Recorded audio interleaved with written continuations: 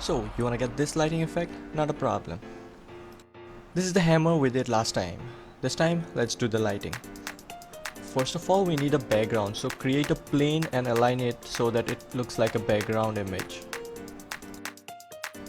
Firstly, we will use a sunlight for direct lighting and shadows. So create a sunlight and bump up the intensity to the required value and align it with the view. Yeah.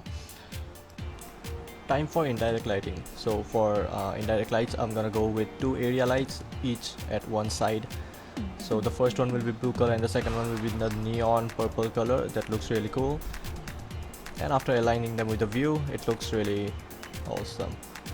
Now bump up the intensity of the lights to fit your needs, and I'll see you guys tomorrow with new content. Don't forget to follow me on Instagram, and you can see the model now really looks like exactly the one I did. Thank you for watching, and bye bye.